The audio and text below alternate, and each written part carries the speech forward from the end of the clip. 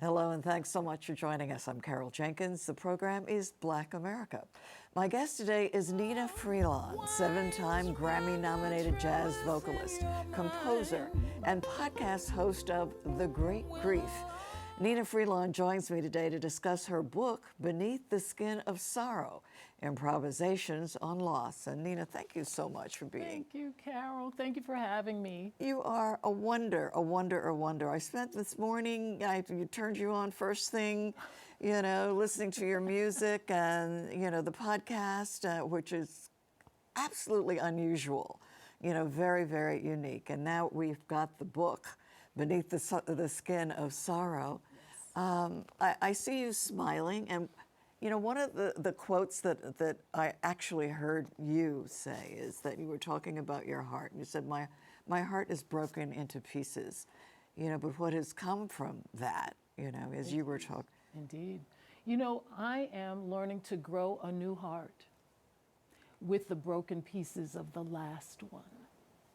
And that's a real thing. You grow around your grief. It never, ever ends. But it becomes a beautiful thing based on your relationship and engaging. That improvisational piece is real.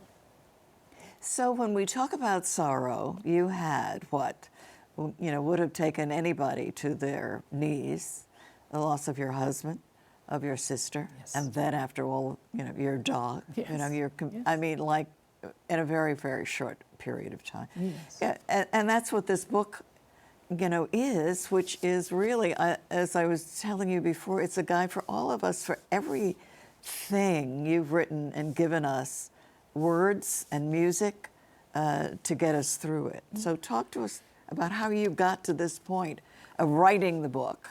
I think that strength in these situations is overrated. It was not strength. I'm not Superwoman, and I don't suggest it, I don't advise it. It was improvisation. It was leaning into my grief. It was acknowledging my grief, because I tried to run like anybody would. But grief is always faster. And I found that when I was running from grief, it made my voice unavailable. I could not sing. It wasn't until I exhaled into it, the fear right there, but exhaled into it and leaned into it, that I found my voice again. And yes, the voice was changed. And yes, a new author emerged. I didn't set out to write a book about grief. It poured out of me in my sorrow, inside the sorrow. And with that engagement came a bit of ease and grace that I did not expect. The podcast, the book, the record are all born from the same creative breath. And I did not expect that. Well, we interviewed your husband, Phil Freelon, when the Smithsonian African American Museum was opening up. I mean, he was so gifted. You know, we did a documentary, and we have a clip that we'd like to play, because this is the magnificent husband that you had for so many years. 40. 40 years, and father of Three children. children, 6 grandchildren. And I think his family was his greatest design achievement. He would tell you that. I'd like to play just a little bit of what he had to say about that on. You've got a fantastic, extraordinary structure there. Well, it's been an honor to work on it. The team of Freelon, Ajay Bond, and the Smith Group have been working for 7 years from design to construction, and we're happy to see it finally come to fruition. It's so open, it's so inviting, it's so... Well, the fact that we wanted people to feel welcome, that's a big piece of it. This museum is not just for and about Black folks or African Americans. It's an American story that everyone can participate in. So that openness was intentional to welcome people in, all people. And that climb, that descent to the history, to the slavery section? Well, and you can also go down first and ascend, come up, you know, because the bottom level starts the slavery story from 1400 on. And so as you come up the ramps, you really are ascending through history. So Nnenna, Wow. yeah, yeah, Wow. yeah. What a presence! What a wonderful genius, gifted. Had a wonderful career. Yes. A wonderful wife and family and kids and all of that. And then you two had to go through ALS together. Yes, he was diagnosed in 2016. We weren't even sure he would make it to the opening, but he persevered, and I believe God designed him for this assignment. And when his assignment was through, he went on back to the great I am. I really, really believe that. You describe so effectively the diagnosis, when you got the diagnosis, and you describe a fire that then began to run through Phil's body. Talk to ALS is a disease with no known cure and no effective treatment. We're working on it, but it doesn't exist, and certainly not in 2016. And it is a disease that progressively takes away your motor neuron functions, and it can happen anywhere in the body. For Phil, it was his leg, his right side. His entire right side was involved first. He's a right-handed person, but Phil, my beloved, taught himself to draw with his left hand. Everything that he could do improvisationally and creatively to remain engaged, he did. Not a word of complaint, not a sorry for yourself attitude. He showed me a kind of strength that I have never seen in a human being, a strength that allowed him to let me care for him and the rest of his family. And that takes a lot of strength to accept the help that you need. Right, right. And as the poet that you are, you describe going through the various stages of that fire as it raged through his body, and until you had to put, the cot next to the bed, Leaving the marriage bed was a grief. That just goes to show you that grief comes in many forms. It's not when someone dies only. Right. It can be when you lose your job. It can be when you lose your health. It can be changes to relationships, divorce, separation, incarceration. All of these things bring with them a kind of grief that we must acknowledge in order to go forward. Otherwise, it's a river. So it'll come out as anger, or it'll come out as bitterness if you don't acknowledge it for what it is. And it can be impacted, like generational grief. Sometimes we are bequeathed that hardness from our people who love us, but don't even know they're carrying it. Right, right. Well, anybody would say what you went through in that short period of time. Your sister. Tell us about her. There are three of us in the birth family. I'm the kiddo in the middle, and she's my baby sister. And she passed about 6 months after Phil. And I actually, in the back of my mind, I was thinking, well, if Phil passes, I'm gonna have my running buddy. But then she passed. And then COVID.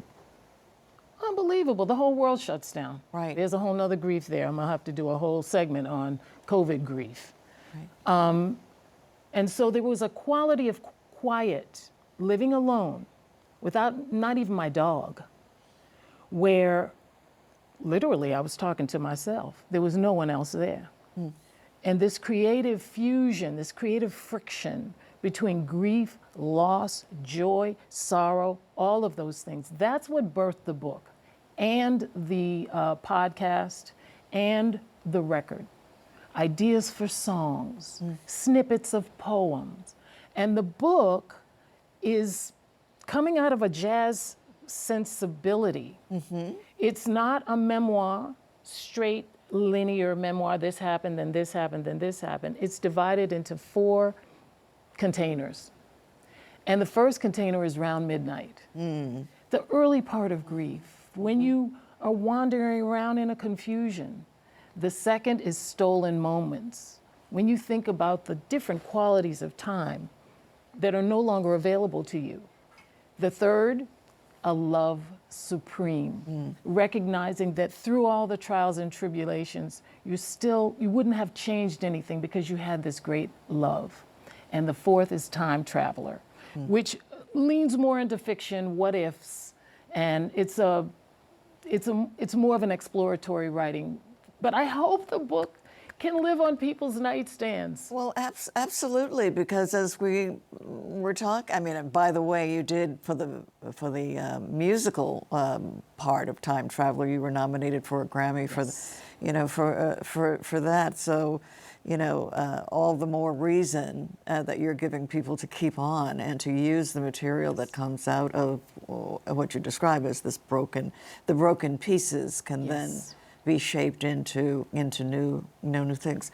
The podcast is extraordinary. I said, I don't think I've ever heard anybody talk and sing, do poetry and music. You have a pianist who works with you. Describe that. Yes. I mean, it's really like going to church in a way, where you get everything. Thank you, thank you. Andrew Berenson is my musical partner. We actually improvise together on that podcast. It's a musically supported narrative podcast. And the reason I crafted it that way is because I think we have a poverty of language around grief. We don't know what to say. We feel uncomfortable. Music is a landscape that allows us to say the unsayable. And when you run out of the right things to say, music, poetry, art are the realms that can help us express the unexpressible.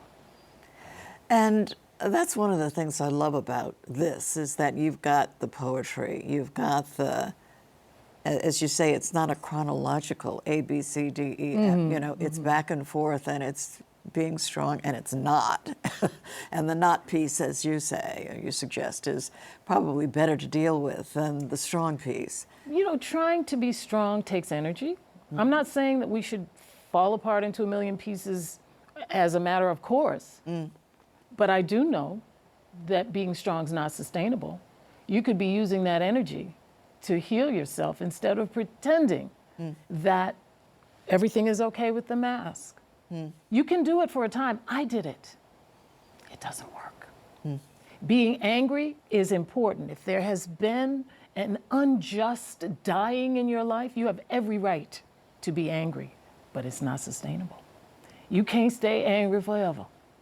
And so finding ways to move with our grief, because I'm a jazz musician, improvising is the tool that's sturdy and strong for me. I had to change the key. I had to modulate.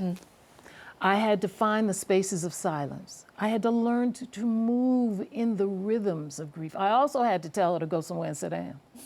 I know her well enough to tell her to go somewhere and sit down and get out of my refrigerator and get your hands out of my hair. When you engage with your grief, it changes your grief, and your grief changes you. But as long as you're running, you just have to keep running. And you have 3 children. 3 children. Dean teaches at UPenn in the communications department, and he is a tenured professor. Did I say tenured professor? Did I say that? That's really something to be proud of. That is. My daughter Maya, who is an incredible visual artist, and she did the artwork on the book. She does tissue paper monoprints. And my youngest son Pierce, my musician, my muse, my musical partner, children's book author. So Dean, Maya, Pierce, my kiddos, and all the grandchildren that they have blessed me with. How many is it? 6. 6. Oh, you're doing pretty well, Nnenna. Well, the thing about grandchildren, you just sit around and wait for them to call you and tell you, "Woo, that's nice. Good for y'all."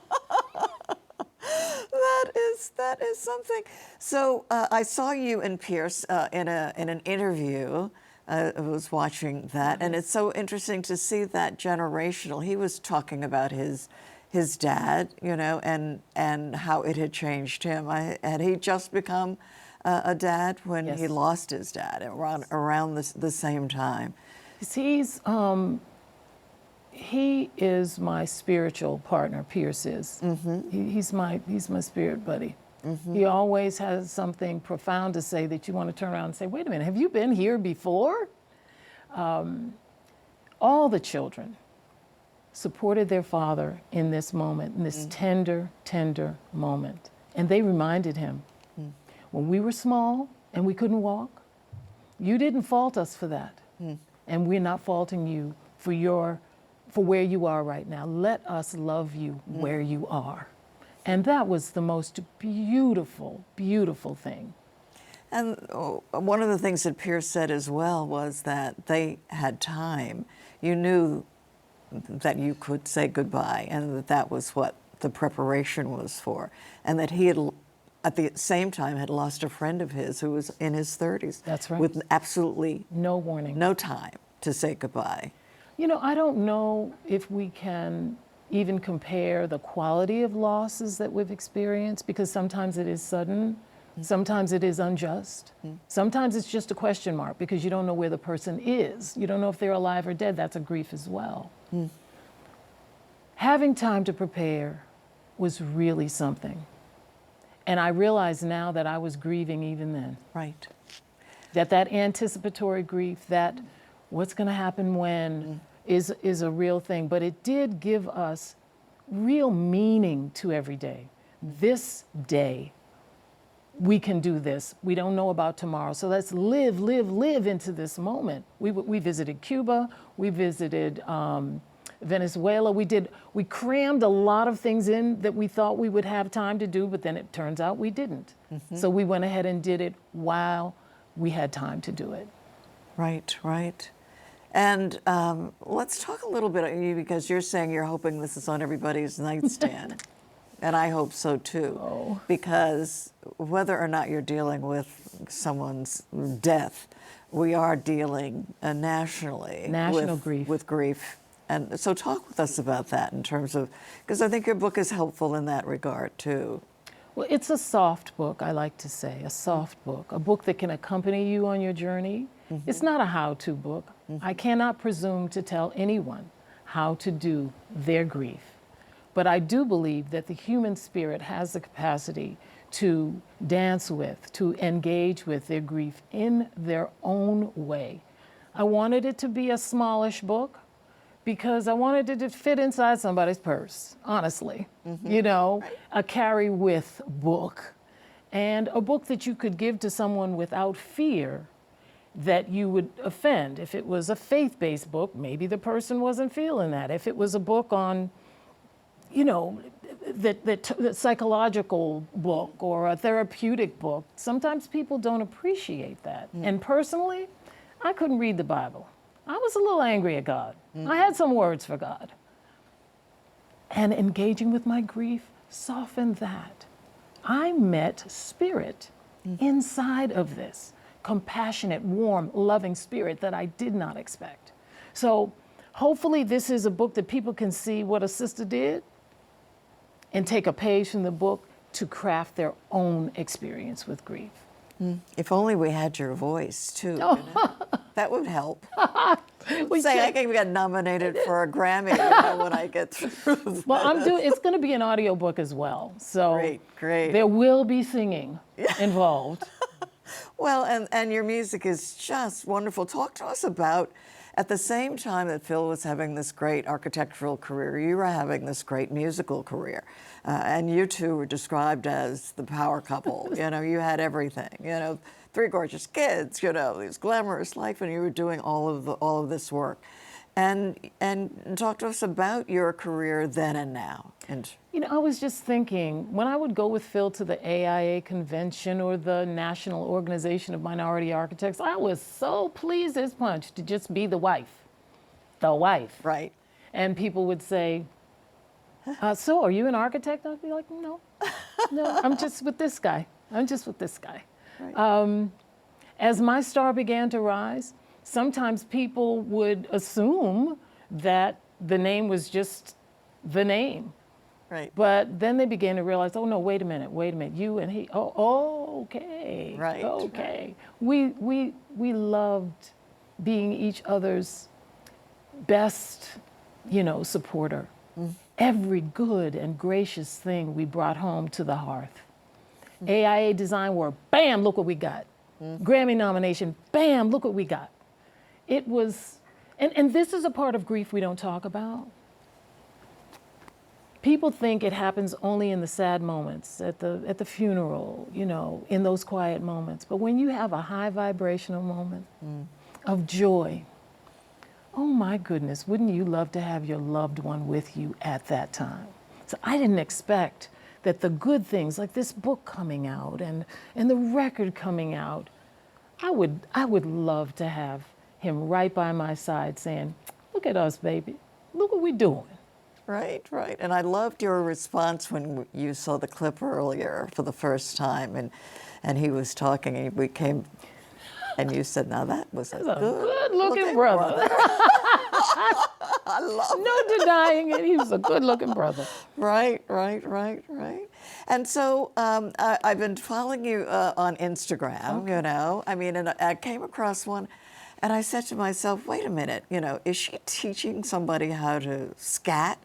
You know, and I thought, yes, that's what she's doing. And you were just telling somebody off. Now, look, if you're going to scat, If you want to develop your scat singing, start with a very simple melody. Start with something that you know that you can create on that. Well, I mean, it's difficult in these masterclass situations. People come, you adjudicate, and what I observed was someone who had no idea about the history and the foundational elements of scat singing. So there isn't time to actually start at the beginning and say, come on, baby, let's talk about this. Right. But there is enough time to say, first of all, you don't have to scat. Jazz singers do not, there's not a requirement. But if you are going to do it, let me caution you to learn a little something about what this thing really is. and tell us a little bit more about it. What is it? Because well, scat singing is an abstraction. right. It's not you singing the words, it's you engaging with rhythm, for example. It's you engaging with created words, but it's all in a musical framework. Your musical sensibility shouldn't be tossed to the wind when you begin to scat. It should add to the whole and make everything better. So that's the thing. I think there's so much going on in the singer's head that she's shooby-dooby doing and leaving the musicality off the table, and that we do not do. Yeah, another lesson, you were being interviewed by the musicians, you know, the experts or whatever, and they were saying, Nnenna, you used to sing the standards and now you're singing your own work, things that you've created, and I love what you had to say about that. Well, Beneath the Skin, the record, Yes. is all original music, and it was time for me to tell my own stories. You know, we cannot deny that the musician within has ideas, has thoughts, has a vision. And these stories on Beneath the Skin are true pages from my life. There's a song called Widow Song. There's a song called Last Dream Home. There's a song called Here's Your Hat, What's Your Hurry? Now that's my aunt, who was 93 when she passed, used to say, here's your hat, what's your hurry? And I said, if that's not a song title, I don't know what is. So Southern, so tongue-in-the-cheek, and so sarcastic, actually. Right. But, you know, the other thing that you said is that any good jazz singer has probably done the standards. I mean, that's your Bread and butter. basic training. You have to do that. But, you know, so how are you? I can tell that you love this creative piece too. I do, and I love the standards as well. I've spent a career rearranging standards, you know, making them sound like they come from my voice. And now, on this record, I feel like I can just sing. I can just sing the song because I wrote the song. Right. And Black and Lovely. Oh, listen. I have 3 granddaughters, all fabulous, all different, and they're into all the pop culture. The pop culture doesn't always represent the dark and lovely girls that they are. So I wrote a song called Dark and Lovely so that they could see, hear reflected in my voice and in this tune their own incredible, fantastic loveliness. Well, we are so lucky in that we're going to hear you sing a little bit of that dark and lovely from the album. Nnenna, thank you so much. Thank you, Carol. For being. You are a true gift, to all of us. By my bedside and by everyone, please get the book. It is Beneath the Skin of Sorrow, but what you will find in it is a lot of joy and of hope. So thank you for doing this. Thank you. She's going to close with a little bit of Dark and Lovely for us. Here's a song I wrote for all my dark and lovelies, all those little girls, those little chocolatey girls. Here we go. Dark and lovely, oh yeah, you're sweet and comely. That's my baby. My sweet cup of tea. Yeah. Sweet cinnamon and ginger. She's got me wrapped around her pretty little finger. That's my baby, my sweet honeybee. Yeah. When the sun shines in her pretty brown eyes, it wants to linger a while. A kiss so chocolatey, she's got the remedy to chase the blues with her smile. Molasses, sugar candy. She's so fine and dandy. That's my baby. Oh yeah, that's my baby. That's my baby. Yeah, my sweet honeybee. Dark and love.